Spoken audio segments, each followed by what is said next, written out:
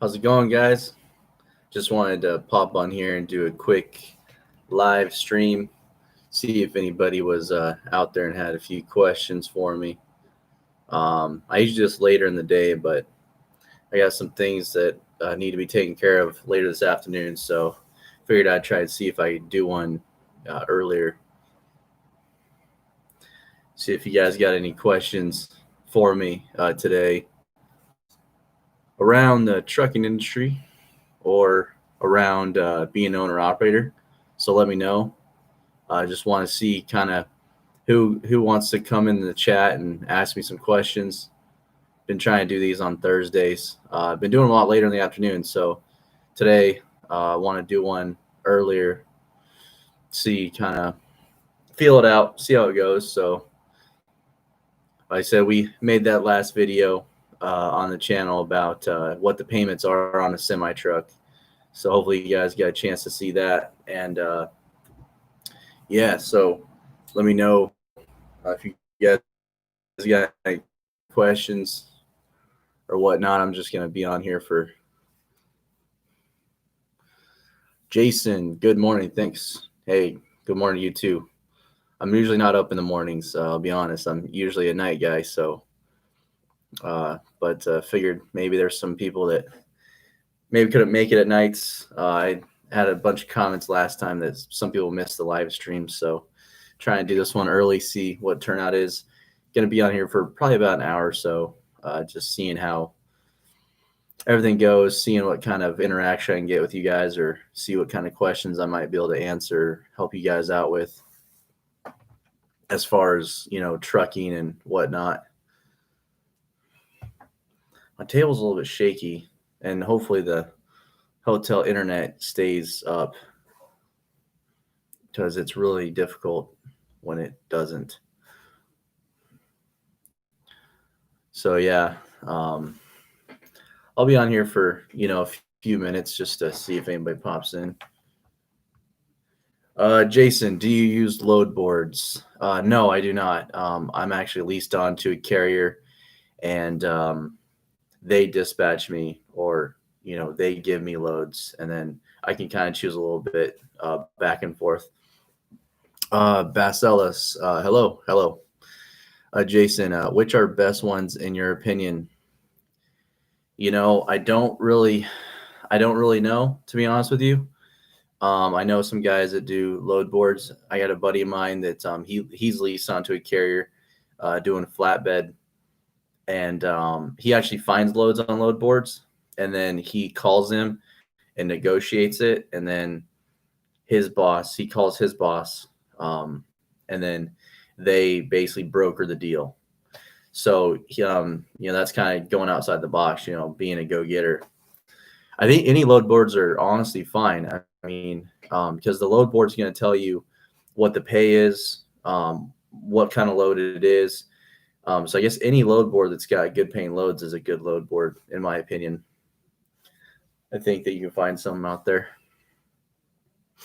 Bessler, how can I find OEM parts for a 70 series 14 liter, please? I'm assuming you mean a 60 series. I wonder if you're making it, if that's a typo there. I know there's a 60 series 14 liter. That's what I have in some of my trucks. Are you talking about a 60 series? Oh, okay, cool. All right. The Freightliner dealership. I get my parts through Freightliner, typically, or Fleet Pride. Fleet Pride is another one. They're a little bit cheaper, but some of those OEM parts you gotta be careful. Well, I guess if you want OEM, then you need to go through Freightliner. Rainey's Truck Parts online also has a lot of truck parts. I don't know if they're OEM, but they might be just as good. So if that helps you out. But yeah, how many miles do you have on it, and what kind of parts you're looking for?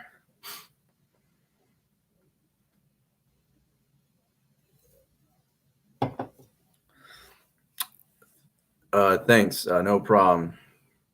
Happy to help. That's what I'm here to answer some questions. as long as my Wi-Fi stays up. I have a jetpack in the truck. By the way, that thing's worth its weight in gold. I don't know if other carriers have them, but I have a little. It's called a Wi-Fi jetpack that Verizon makes. It's about that big, and it's just a mobile hotspot. And I think you pay about $20-$30 a month for the Wi-Fi service, and it's great. I mean, especially if you're a truck driver and like me, I have a pretty big gigabyte plan on my cell phone. But yeah, that's good to have because that has like unlimited data. It does throttle it after, probably 20 gigs, but it's still nice to have just in case. So I might have to bring that in and hook it up here. It's just outside of my truck. So if the Wi-Fi doesn't stay up. All right, we got some people in here. Welcome, everybody. Just wanted to hop on this live stream, see if you guys had any questions. I want to do this in the morning, kind of see what the turnout would be. Ask me questions about the trucking industry. If you're curious about becoming a driver or become a business owner or owner operator. Awesome. All right. Got 4 people. Sweet. That's good. I'm gonna play, but ask me some questions so I can start talking.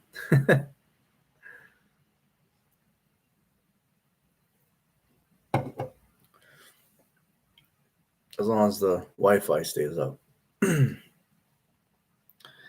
I'm back at home, I don't have to worry about Wi-Fi. All right, Michael, how's Tanker OO pay? Honestly, it's probably some of the best pay out there. I made a video about how much money do owner operators make a day, and basically average. So some days is more than 800, some days is less. So therefore, some days it'll be like 1,000. So then you'll take home 800. Some days are like 900, so you take home 700. So you can make well over that too. Like if I do 3 loads, hazmat tanker, not just tanker, you can do $1,300 to $1,400 a day, and then you'd probably be taking home about 1,100. A lot of people think it's crazy, but it's not that out of the ordinary. Jason B, another question. Thanks for people with prior experience, military and civilian, 7 years total. Which company is a good fit if I want to own my truck? Okay, so first I would ask you, Jason, are you looking to buy a truck and then lease on with somebody? Is that what I'm understanding? Let's see. I'm an electrician now. Want to get driving again. Got the itch. I guess even just part-time to start. Is there companies that hire part-time OOs? Yeah, there are. It's going to be a little bit difficult because a lot of people are going to want you to work a full schedule, but it's definitely out there. Like I've got one guy that's in the area that I'm in, and he's wanting to hire me for like 3 days on the weekends, because he doesn't have a whole lot of work, but he's wanting to hire me on 3 days on the weekend. So I think you could probably do something that's like specific days, but to sporadically go in there and maybe you want to work a Monday through Wednesday one day, 1 week, and then a Wednesday through Friday. I'm not saying it can't be done, but the best way to go into that being part-time would probably be leased on to somebody. And since they're paying some of your insurance, unless they're charging it back to you, it costs them money for you to lease onto them as well. So they're going to want you to have full utilization, but anything's possible. You just have to start talking to some companies or maybe some drivers and see if someone is around. Let's see here. Bassler, do you know a good mechanic around Florida or Georgia can do rebuild on Detroit 60 series? I do not, but the good thing is almost every real heavy duty diesel mechanic knows how to rebuild a Detroit 60 because they're so common and they're such simple motors. I would just search for companies and do your due diligence, look at the reviews, try to find people that that have used them before, talk to other people that might have the same truck or the same motor you have, or just any other motor, and ask them, hey, do you know a mechanic? That's the best way, is the word of mouth, to be honest with you. Let's see here. I saw one I need. Michael, are you regional, local, or OTR? I'm local. So awesome. Thumbs up to you too. Thanks. So basically, I'm local, but I've been working in one state in the oil haul, doing tanker, hazmat tanker for about 10 years. And because of everything going on, and then oil prices going down, um, a lot of the work slowed down. So now I've become more traveling, where I'm going to another area. So I'm working out of state right now for a few months, seeing if I like it, and then if I like it, I will actually relocate out here. So I'm local. I don't sleep in the truck. I mean, there's no need to. Ooh, what's that mean? Yeah. Yes, I am. Yeah, I like it though. Um, it's treated me very well over the years. I mean, it's got its ups and downs, but I'm more of a guy that likes to be local. I think I might do a regional gig if I could find one that was good enough, like going out and back and maybe having a dedicated route, or maybe one or two places that I would always go to. That would be okay, but I would rather just be local. Yeah, we definitely have been hit hard here lately in the field for sure. Michael, where are you currently an owner operator or a driver? Okay. Okay, same here. Okay, awesome, man. So, do you let me guess, you haul sand. Do you haul sand? Did I get that right? You haul on the boxes? Yeah, you just got to find the companies. You got to find companies that are based out of the areas that they're working in. Um, as I found that that's a problem for me too, is a lot of companies, like, they'll be based out of, like, say Houston, Texas, but they've got trucks all over, and none of them are even close to where they're actually located out of. They just got trucks spread across the country, so there's no way to be local.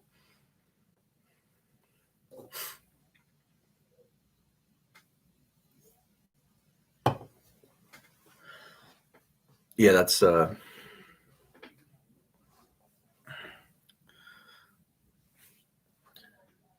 then again, it's real hard to uh it's getting hard out there, man, for sure.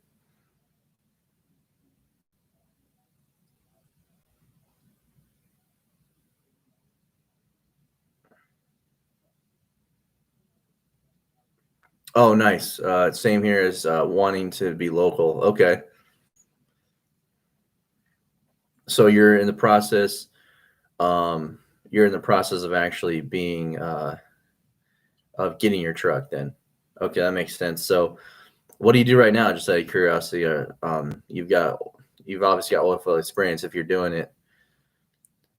What do you want to get into?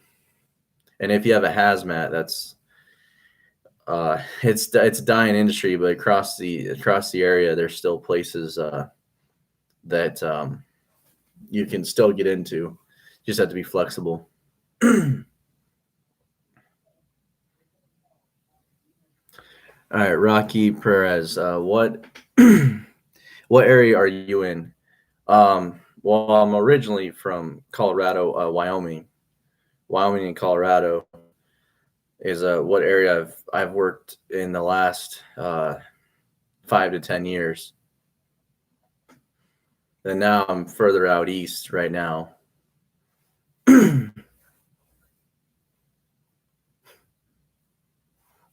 Okay, so you do tanker now, and your current company doesn't pay that well for OOs.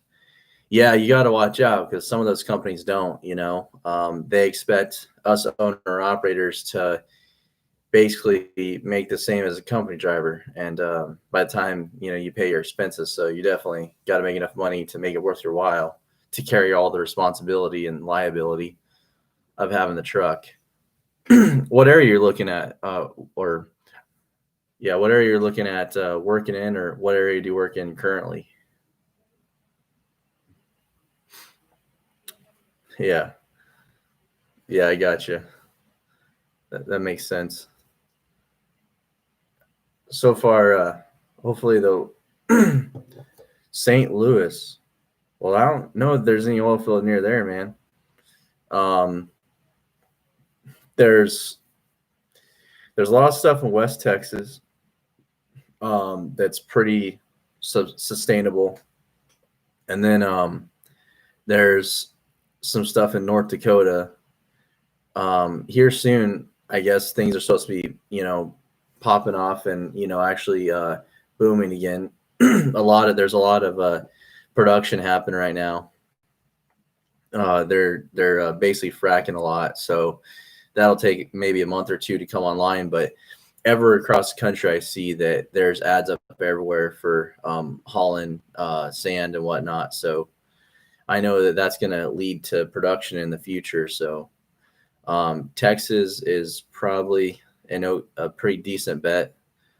Probably West Texas. It's not the greatest area, but there's also East Texas as well, and South Texas. I mean, all these places, I think, by the looks of it, seems like they're going to be, increasing and, getting a lot more solid work here in the future.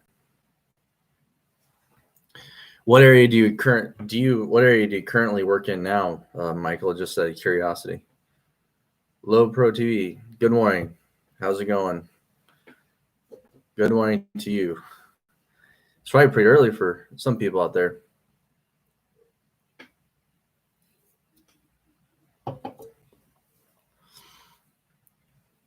This is actually going pretty well. I'm happy with this turnout.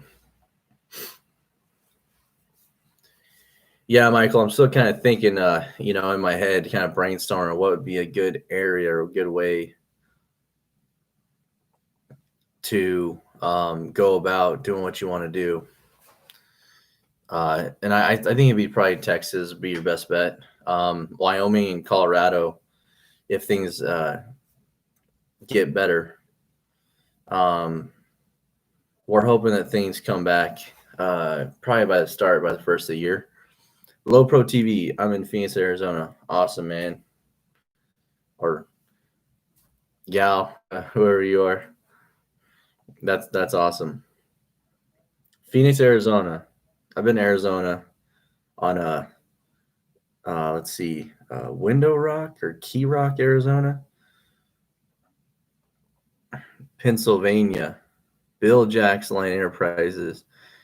Pennsylvania. What's Pennsylvania?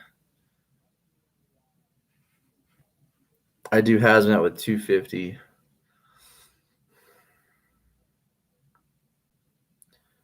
Of STL Home Daily. Yeah. So what's STL? I guess if I'm reading that correctly. How's it going, Jason? Welcome back.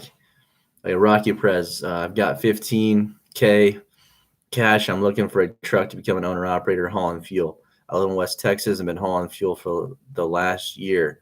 What do you think? If there's work out there, what are you waiting for? Especially if you're in a perfect situation. You've got the experience. You're in an area that's probably has work there to do that. So, and you've got money to put down. I would start looking at trucks. I mean, I guess it comes down to how good is your credit. Do you have okay credit or bad credit? It's kind of comes down to that. If you have decent credit or okay credit, you probably get about 30,000 to 55 or $50,000 truck with that. I'm sorry, $30,000 to $60,000 truck, because 15,000 will be about 25% down. So I would actually, I would probably look for like a $30,000 truck, try to put 10 or 15% down. And, if you got the experience and you're confident in your abilities, I would go for it. Go to your local bank and just establish your, or just talk to some companies that hire owner operators and then go lease onto them. Jason, welcome back. Bill Jacksline. Oil field work. Yes. If you're asking oil field work in Pennsylvania, yes, I am very near. That's very close to where I'm at right now. Low Pro TV, is it smart to buy truck and trailer full cash? No, and I'll tell you why. Unless you've got a bunch more cash still sitting on the sideline, I would finance it. Let the bank carry that liability, right? I mean, if the bank's going to give you money, then let them carry that liability, so you have more money in your bank for unexpected expenses. I would never suggest going in full cash unless you've got another $20,000 or $30,000 just sitting there after you buy full cash to get you through the first few months. Because the first few months are going to be rough. You're going to have, bumps in the road and whatnot. Leonard H., can you walk us through hiring a good driver? I want to buy my first truck and place another driver on it. Leonard H., is this going to be your only truck? So you want to buy one truck and put yourself in the truck and another driver in the same truck? And I'll have a response depending on how you answer that question. Bessler Walder, what's your favorite engine? Detroit 60 series. I got a video on my channel. Why is the Detroit 60 series is the all-around best semi-engine motor ever. So yeah, go check that out on my channel. That explains, like, as far as reliability, fuel economy, and just how many of them were made. They're easy to get parts for. The DD15 is not horrible either. I've had now 2 or 3 of those so far, and haven't had too many problems with them yet. But I definitely like the 60 series better. St. Louis, I do 250 miles radius of St. Louis. I'm not necessarily looking to get in the oil field. I was just asking about tanker OPay in general. Yeah, it's a specialized field, so it's going to pay pretty well. Michael, it's gonna pay a lot better than, like box van or dry van or whatever. It pays pretty good.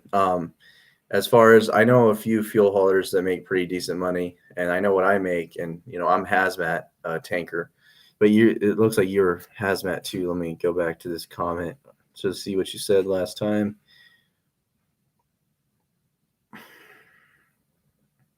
Oh yeah, so you're hazmat, so yeah, it pays better than a lot of the just normal trucking jobs do. That's the way I would go too, because you already got the experience. Mazi Omash, thanks for your generosity to address us on this field. Really appreciate it. You're welcome. Hey, I'm happy to help. So thanks for tuning in and watching. What do you think an ideal Freightliner is to haul fuel? Let's see. Well, I would definitely. I mean, I've got a Century, and I've had a few Coronados. But if you're hauling fuel, if you're over the road, Rocky, it depends if you're hauling over the road or local. Like I do more local stuff, so I like the Coronados because they're more heavy duty, but they're not as aerodynamic. Like my Century and the Cascadias I've had in the past get way better fuel mileage. So if you're hauling fuel, you got a lot of highway, then you might want to go that route, like a Cascadia with a DD15. If you're looking for newer, but if you don't care about getting something a little bit older, I would look for, something, a Freightliner that's got a Detroit 60 series in it, and that doesn't have 1 million miles on it. Try to get one with like 500,000 miles on it or less, which isn't very common, but you probably get a good deal on one with around 500,000, 600,000 miles. I would just make sure it's a manual. If you buy a Freightliner, at least an older one, I want to go with an older automatic Freightliner, because those had just a bunch of issues. make sure it's a 10 speed or 13 or 18, doesn't matter. Just make sure it's a manual. Abdirizak Gur, sorry if I butcher your name. Rather keep cash in the account and let the bank front me money any day. All these YouTubers who push people to pay cash for the truck, or they doing it wrong, are full of shit. Yeah, man, I agree 100%. Yeah, let the bank take on that risk. Why? That's why you finance. That's why you have banks. Unless you absolutely cannot get a loan because I don't know, maybe you're fresh out of a bad financial situation. You definitely, let the bank front you the money. Why not? I mean, if you think about your return on investment, if you buy a $60,000 truck, you put 10%, like say you put $66,000 down, or say you have to put 25% down, so you put $15,000 down, and then your payment is going to be roughly, doing some quick math here, it's probably about maybe $1,500 a month, and then you can make you can make $3,000 take home every week for 4 weeks on $1,500, and then if you divide that by the amount over a year, that's a huge return on your investment. So you're pretty much almost able to make $10,000 take home a month, and then you put the $15,000 down plus the $1,500 a month. If you do the math on that, the return on investment is huge versus you coming out cash that full $60,000, and then you got no money in the bank for expenses. So, I'm happy I'm not the only one that thinks that way. That's exactly true. I 100% agree with that. Low Pro TV, definitely looking into Detroit 60 Series, Columbia, or OTR pulling a step deck. That's a good choice. It really is. Just make sure you get the mileage verified. Because there's a lot of Columbias out there that are going to look for Centuries too, because that's what I have. And they're a little bit classier, not classier, but like the front ends are a little bit more sturdy. They don't vibrate as much. The hoods are a little bit different. I like the styling of I've had a Columbia and a Century. I still have my Century. But yeah, I would look at a Century too. And a little hint, go internationaltruckleasing.com, and then Ryder and any of the leasing companies, they sell those trucks usually with under 600, around 600 or less miles on them, and you can get a heck of a good deal, especially if looking for a Columbia. And usually they have Detroit 60 Series in them. The only problem is you got a bunch of jerks out there that are just like putting like pending deposits on all of them. I noticed that lately. That's why I got a lot of good deals on trucks in the past. And I went on there a few weeks ago, and I noticed that like there's probably 30 trucks, and they all say pending. And there's no way they're all pending. I mean, there's no way. I think someone just went in and put like $100 deposit on all of them. But if you get on there, they're probably updating their inventory. That'd be a good way to get a Columbia for probably under 30 grand. That's in really good shape, because if it's a Ryder truck or an international lease truck, it would have been maintained because they're rental trucks. So everybody says, oh, the rental trucks are probably beat up. Yes and no. I mean, they might be beat up, but then in order to lease it or rent it back out to the next person, they have to fix it so it's a good working truck. So they're constantly replacing everything that breaks. And I think that's like, it's better than buying a truck from some guy that never kept up on the maintenance, and it passes the quick sniff test. So then you get it, and then he never kept on the maintenance, and just looks to be good. Leonard H, I was thinking I would keep my current driving job, buy a truck, and place another driver on it with a goal of purchasing more trucks. Well, honestly, I don't know if it's going to make exactly as much money as you think it will. I'm going to have a video coming up real soon that basically goes over how much will one additional truck with an additional driver make you a trucking company. Because that's a lot of thing I ask is, how much do I make if I try to put a driver in a truck? You can make a little bit of money, but everything has to go exactly right. And I broke down in my industry what I do. And if I was to put one driver in a truck, I would only make, like, by the time all the expenses were paid for, because you got to pay a lot of stuff unless you 1099 them. But if they're on W-2, you got to pay all those taxes, and then you got to pay for what am I thinking? A workman's comp, and all this stuff. I mean, it really adds up to be a lot of money. And then the driver, the fuel, the salary, the repairs, you're probably looking about $400 to $600 a week. And that's if you're making really good money. That's if the truck is making the money. So yeah, I mean, it can work, but it's not as much money as you think it is. Where you make the most money is you're making the most money for yourself as an owner operator, and then you have drivers on the side that just make a little bit more on top. And I understand that you're currently have a driving job, but that's the best way to capitalize, in my opinion, is to be an owner operator yourself. Then you drive that truck, you make all that extra money, and then you get another truck. And if you're saying you wanted to slip seat your truck that you're driving with another driver, I would not suggest that at all, because then if the driver breaks your truck, you're out of work too. But that's not what you're talking about. So that was why I was asking. Let's see.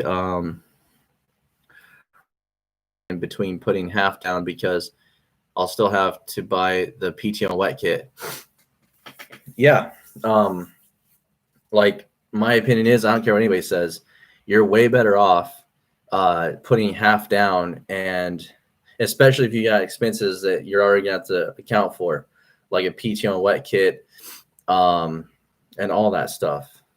So yeah, I would definitely look at putting, I made videos about how to finance a truck and how I financed my last truck. And I've financed 6 or 7 trucks at this point in the last couple of years. So I would literally, you'll probably get away with putting 25% down with the right bank. If you called a few banks, made sure they finance trucks, which is not very common, which is weird, but some banks just don't do commercial loans. I was talking to a guy out here who's hauling for a company that wants to hire me, and he said he's grossing $14K a week. Does that sound reasonable? That sounds extremely high. That's a lot. Reasonable, I don't know if it sounds believable, is the thing. I mean, is just one driver, one truck grossing $14,000 a month, Rocky? What was he hauling? That's the question. Was he hauling gold? That's a lot. I think that's way overblown. 14K a week, like 6,000 to like 10,000, and that's even hard to do, and that's working your butt off. Observer, I just purchased a 2017 Cascadia with 450,000 miles for $53K. I went to my credit union and they asked for 20% down, and they gave me a 4% loan, and my payment is on. Heck, dude, that is great. That's fantastic. That's like awesome, man. That is such a good rate and such a good term. So yeah, let's see.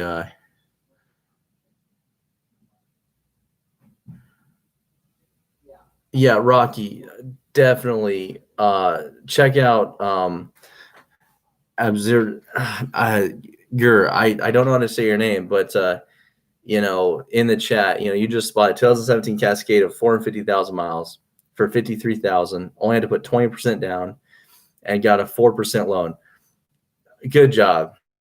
Like, well done. I just bought a 2011 Coronado for 31,000, and I put 10% down and got a 7% loan.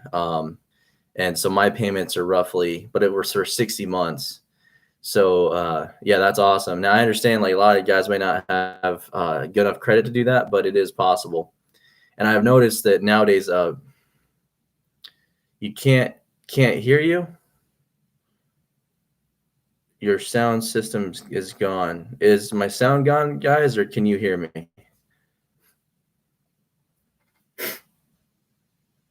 All right, cool. All right, awesome. So yeah, that's a great. Um, if you have the credit to do it, I mean, banks are a lot more willing to help people out right now, and finance them trucks. I don't understand why that is, given the current economic circumstances, but they seem to be a lot more willing to stretch a low pro. I got PNC, and I'm see what rate they will give me. Let's see, low pro.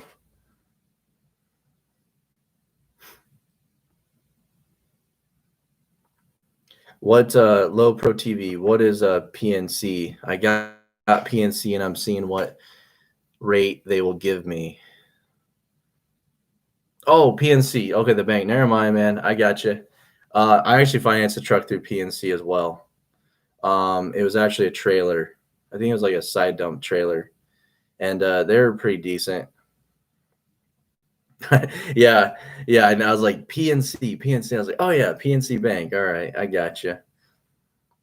Yeah, yeah, and that's good because if you already got them, they do finance equipment. So that's another thing when you're looking for places to finance you or get a loan on a truck.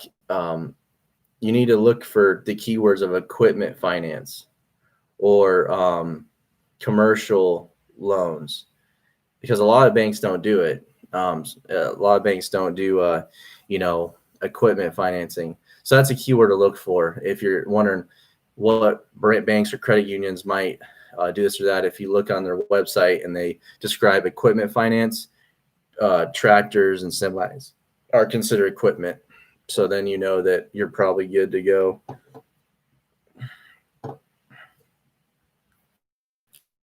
Let's see.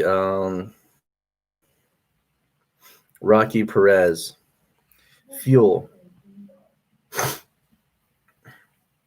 Well, call me shocked because if you're doing $14,000 a week for fuel, that's fantastic. If that's real, which I'd be a little skeptical of, better jump on that. Unless the guy's got some special contract or deal, because I've heard of that in the fuel industry.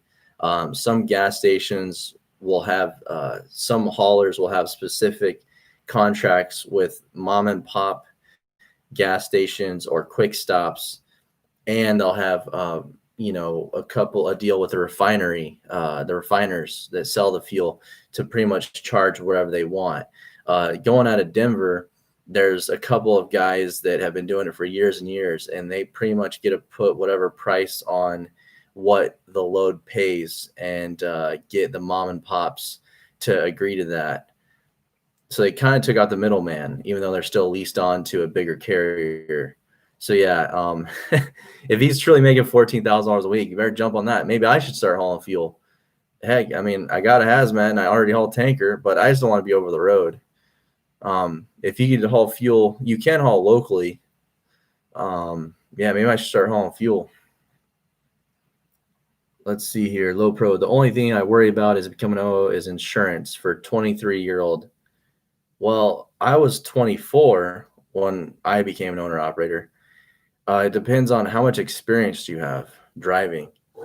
Because if you have a year or two of experience, it doesn't really matter what your age is. And congratulations, man. You're getting out there and being an entrepreneur. I was the same way. I think I was 24 when I started my first trucking company.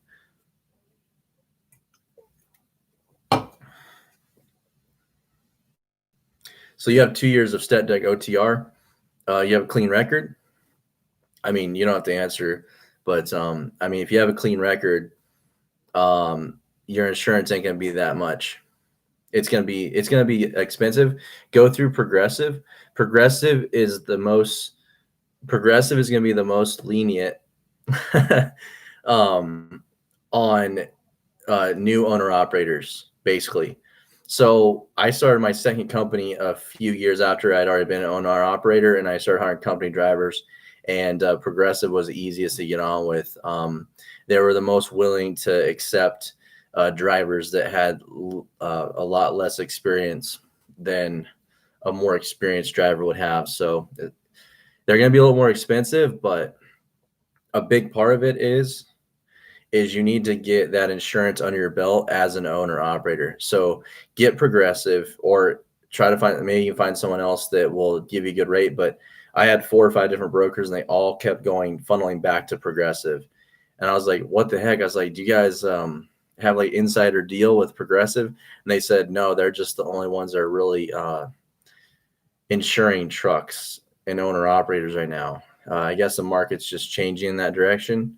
So do that. And then once you've been insured with them for a year or two, you can either find other insurance companies to get insured by, or you can re-enlist your insurance through Progressive, maybe a different broker.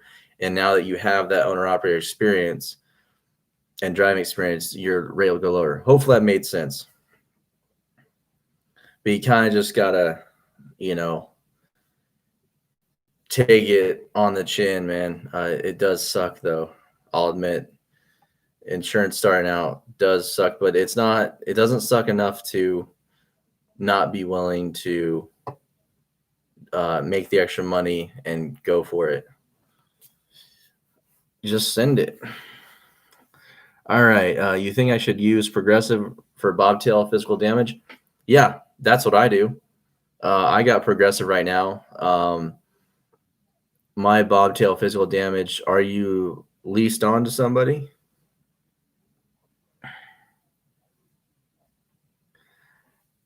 Abdurizak. Can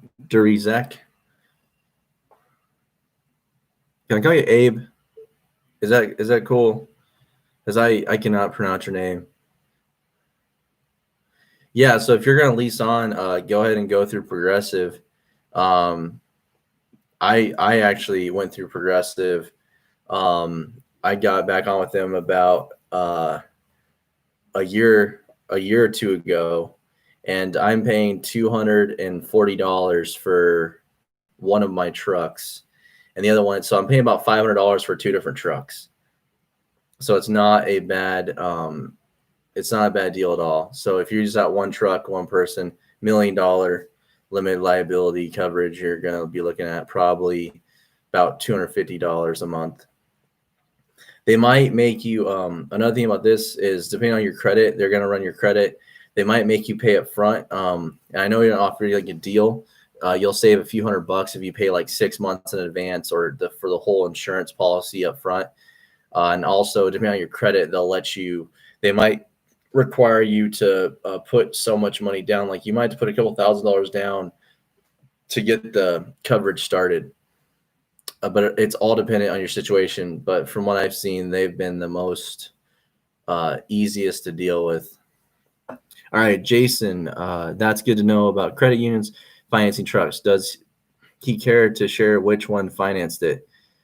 All right, Abe, that's all you. Jason wants to know, Abe, what credit union did you get to finance that truck for that lovely 4%, I think is what it was. Yeah, 4%. Ridiculous, man.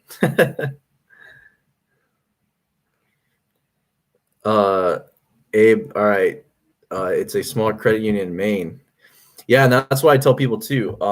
The bank that I deal with is a small bank in my town in Colorado.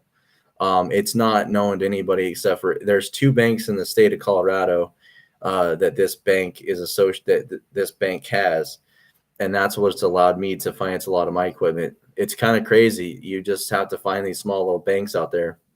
Michael, I left for a while and came back. Not sure if this question was asked, but how do you feel about getting your own authority in the tanker industry? If it's hazmat, it's not even worth it, because the hazmat insurance is going to cost you so much money that you won't be able to afford it. Now, if you were like a big time investor and you had like 10 trucks that were ready to go right now and you could afford that hazmat liability, you could probably snag up some pretty decent contracts. But if you're just one truck owner operator, and if it's hazmat tanker, there's really no way to have your own authority just because it'll be so expensive. You pretty much what I've told people is like, if you're going to haul hazmat, the only way to go is a lease on, because the insurance is going to be so expensive. It's going to push you right out of your own business. Abe. Okay. And I already got you. IC profits. If you had 150K liquid cash, how would you get started as an Odo? If you start over with the knowledge you have now, if I had 150K liquid cash, how would you get started as OO?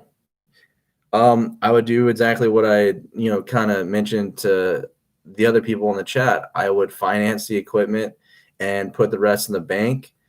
I would finance, a truck and trailer. And if I needed to finance a trailer, sometimes it's just better off. You're better off to basically just lease the trailer from the company you're leased onto, or they pay you a little bit less of a rate to use their trailer, but then they cover all the expenses of their trailer. So that's a lot easier. So what I would do is I would finance. You probably have pretty good credit if you got $150,000 just liquid, but if you don't, buy a $80,000, a good truck, and buy a trailer. There's probably gonna be about 40 or 50,000 if you have to. Put the minimum amount of money down that you can, being 10, 20, 25%, and then just put the rest of the money in the bank for potential expenses that you might come across. And then let's say, so if you buy an $80,000 truck and you put $20,000 down, and then you get a $40,000 trailer, you put 20,000, so you're still going to have, over $100,000. Put that in the bank, hold on to it. And then as soon as things go well and you want to grow, reinvest, and then go and buy a second truck, and then maybe a second trailer, as long as things are going well for you. And then just repeat that process, and make sure you stay lean and mean, though. Don't over leverage yourself too much. That's how I would do it. But man, you're in such a good spot if you've got 150,000, or maybe just don't come into the trucking industry in general, because with $150,000 liquid, man, you can get into a lot of other industries that probably pay a lot better, have a lot more potential return on investment. I mean, I love the trucking industry, and that's why I've been in. It's done well for me, but with that kind of money, it's hard for me to advise, come into the trucking industry, because man, there's so much opportunity out there with that kind of investment ready to go. That's how I would do it. Abe, they told me they financed dump trucks, but they were willing to work with me on a semi. That's awesome. Well, that's kind of weird. I mean, a dump truck is a semi, unless like they're small dump trucks. That's awesome. Yeah, it seems like banks are really willing to work. I bought my truck in the middle of the pandemic, and basically the guy my guy that I get financed through, he's usually 25% down no matter what. And it is what it is. But then he actually let me leverage another piece of equipment and only made me put 10% down. So even he was willing to work, and I've never worked with me, and I've never seen this bank budge. But during those times, I guess they're willing to budge a little bit. Michael, gotcha. Yeah, it's not very cost effective to try to get a hazmat authority. Rocky, any suggestions on companies hiring for hazmat tanker owner operators? Let's see here. It's so specialized. There's ones all across the country, to be honest with you. Is this hauling fuel? Is that hauling fuel or oil or fertilizer? What are you looking to haul? I guess would be my next question.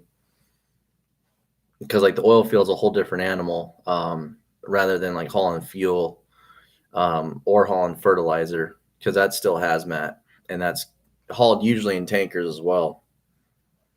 Low Pro TV. It's crazy how expensive dumb trucks are. Yeah, it is.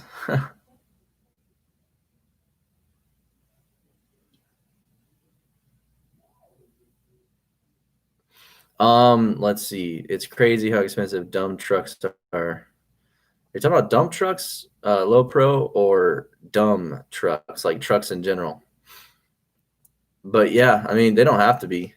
Trucks are, they can be expensive to maintain, but if you buy them right, you won't be, and you have money saved up, they're not that bad. Dump trucks, yeah, they are expensive. Yeah, and the weird thing about dump trucks is they don't pay that much. Um, like if you have a side, so I used to have side dumps because I did construction, and you would get paid like you could get paid like $90 an hour for a side dump, but then the dump truck's only paid like $50 an hour. So like you're and like if you do the math on that, it's not like you can do that many more loads. Um, and then it was like it's paid off the tonnage for the it's either paid by the hour or off the tonnage. So basically, by the time you got to you're doing about the same amount of loads for half the price. So I don't know how you make money with dump trucks unless you had just a whole bunch of them. I see profits. Okay, cool. What do you think about a glider for a first truck? I invest money, but I'm not interested in managing employees. I like driving a truck. If you like driving a truck, that's great. I would definitely, yeah, I would suggest a glider for sure. Glider would be the best way to go. Um, you could buy a Freightliner glider, a real decent one for 100,000, but I still would not. I would finance it. I'd put as little money down as you want to, because you can always pay it off later, right? Like you can't get that money back. I mean, yeah, you'd have to sell the truck to get the money back, but then you got to sell the truck. If you finance, if you put 10 or 20% down, then you still have the money in the bank that you can use. So yeah, I mean, if you like driving a truck, then that's awesome. That's not a bad way to invest your money. And then maybe on the side, find other things to invest in. That's kind of what I do, or what I'm starting to do. But the whole pandemic happened, so I've kind of been, held back on doing some of the extra investing that I'm doing in other companies and whatnot. Hello, Jason. Cool. Thanks. Okay. Abe, Jason said thanks. Just in case no one's reading the comments. Icy profits. Construction is a tough business, seasonal for the most part. It's so funny that you mentioned that, Icy profits, because I've noticed in the last couple of years, it's still a little bit seasonal, but I see these guys working year round. Like I remember many years ago, a few years ago, I didn't remember construction just going on year round. It usually would stop in the winter. And here lately, I've seen construction going on for a lot longer than I would expect, for sure. So they do a lot more work in the wintertime than you would expect here lately. I know, like for asphalt and concrete, they've found a way to basically infuse chemicals into the asphalt and the concrete to be able to lay it in colder conditions and make that work out. I don't know exactly the science behind it, but that's what I was told by a couple of construction people that I know in that industry. So that's why you see a lot more road construction in the winter and all that stuff. Rocky Perez fuel. Uh, Keenan Advantage is one I know of, um, but I don't know anything other than Keenan Advantage. I mean, I've seen them.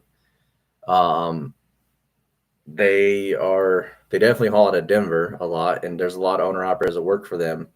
I don't know if they're a good company or not, but that's one to maybe look into. And I don't know what they pay, but I think that they probably pay okay, I would guess.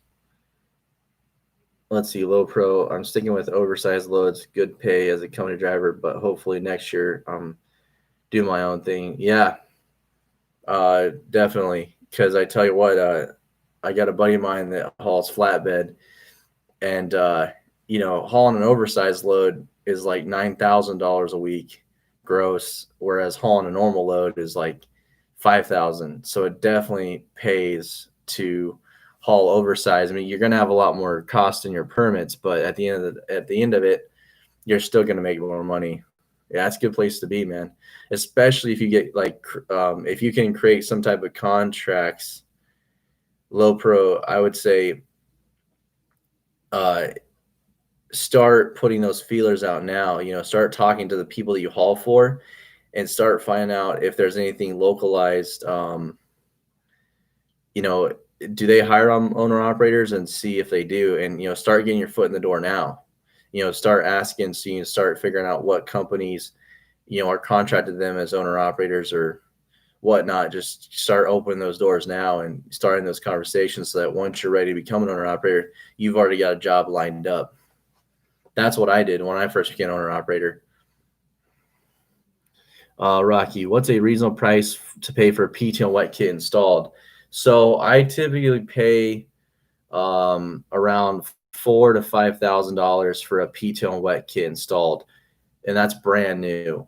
Um, I what I did last time with my most recent truck is I asked the guy if they had any PTO or wet kits, and he goes over to a pallet, shows me all these PTOs, just like trash, like not trash, but like they're like just thrown out there, like they're gonna be junked. And he said that they pull them off the trucks when they come in. I was like, wait, you guys just pull them off the truck, so why don't you put one on the truck that I'm buying? So he did that, and they only charged me about $1,500 or $2,000 to install the PTO wet kit that was used, and they looked to be in pretty good condition. And so far, so good. So, I would ask the place you're buying the trucks from if they have any laying around, because for some weird reason they pull them off the truck when they come into the yards to be sold. So that's a good little tip to get those super cheap. Let's see. Low pro. I work for a small company, 8 trucks. Awesome. That's good. Do they hire owner operators? And if they do, there you go. There's your in right there. But if not, start talking to the carriers you guys haul for, and start, asking them who are the companies that have owner operators that haul for them. That's what I do. Abe, low pro. I'm running the same from Maine to Texas and back. Holy crap, man. That's funny. It's a small world. All you guys might be doing the same thing. There you go. Here, Low Pro, why don't you talk to Abe, because maybe he can help hook you up on that if he's doing the same thing. But I can't stress that enough. Like, start making those connections now. And it might seem premature, but if you start making those connections now and find out who those companies are that either hire owner operators or start working on your own deal to maybe get a contract in place for you yourself. But it's hard to do that with one truck. But yeah, just start putting your feelers out there and seeing what companies do, because you never know. You might get started a lot earlier than you think you are. You might think you're a year out, but then things might fall into place in 6 months, and then those conversations are still fresh with the people you had them with. So you can go and contact those companies. That's what I do. Like I said, I know I kind of repeated myself, but that's very important, because it's hard to find the companies. Like, you'll see trucks hauling stuff, but then you don't know who they're working through, and that's a hard thing to figure out who they're working through. Let's see, low pro. My boss would let run under. Okay, awesome. So, okay, yeah, that's great. Then, I mean, man, you're ready to go. You got the work. The company you work for will let you get on with the owner up or as an owner operator. So that worked out good for you. That's how a buddy of mine did it. He worked for a flatbed company, and he basically one of the guys that was working for that company had been an owner operator in the past, and he was getting a little older and wanted to step back out of it. So he started his own company because he had connections for like a long time, and then he hired on 5 owner operators right underneath him, and that's how my buddy got in the door, doing the flatbed stuff he does, step deck, and he hauls a lot of oversized loads, and he's making a lot of money, which right now is crazy. He's killing it out there. Makes me kind of want to get a flatbed, but I just like hauling tanker. I mean, it's what I've done for so long, and I'm able to be local, or at least be like stationary, working out of the same area constantly.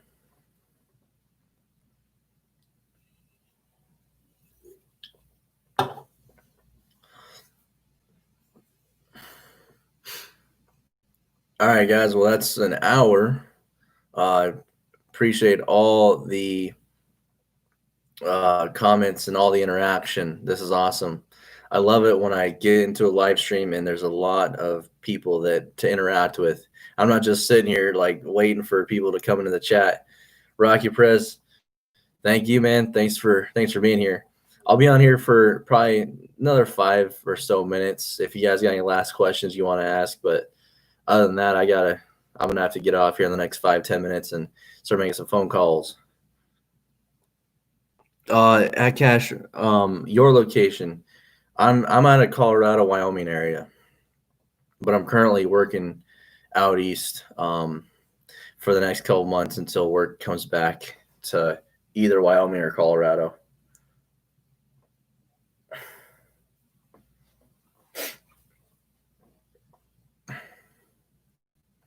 All right, Michael, have a good one. Thanks for hanging out. Hopefully, I was able to help you out.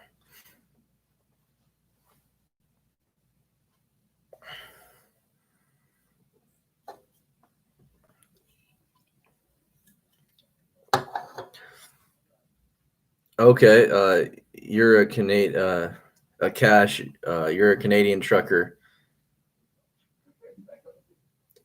That's awesome. I just bought my truck from Canada. I wonder if I bought your old truck back in April. Low pro tanker. I'm gonna go deliver. All right, man. Have a good one. Get to work. Have a good one. Thanks. See you on the next one. But I'm not leaving the chat just yet. See if answer a couple more questions that you guys might want to throw in there. Cool, bro. So are you Cash? What do you do in Canada? Are you in the oil fields, or you're an ice road trucker, or what do you do up there in Canada? And why are all the Canadian trucks such short wheelbase? That's one thing I cannot understand. Maybe you have an answer for me. They're real heavy spec trucks, but then they're real short wheelbase. It kind of doesn't really make sense to me. I mean, I understand maneuverability, but as far as I thought, Canada had a lot of wide open spaces.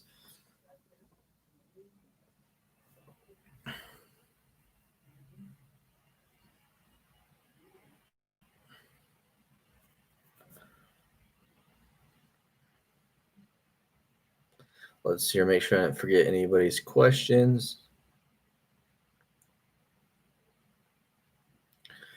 All right, guys. Well, that's going to do it for me. I'm going to wrap this up. Thanks, everybody, for coming on. And we'll try to do this next week again. Have a good one, and I'll see you on the next one.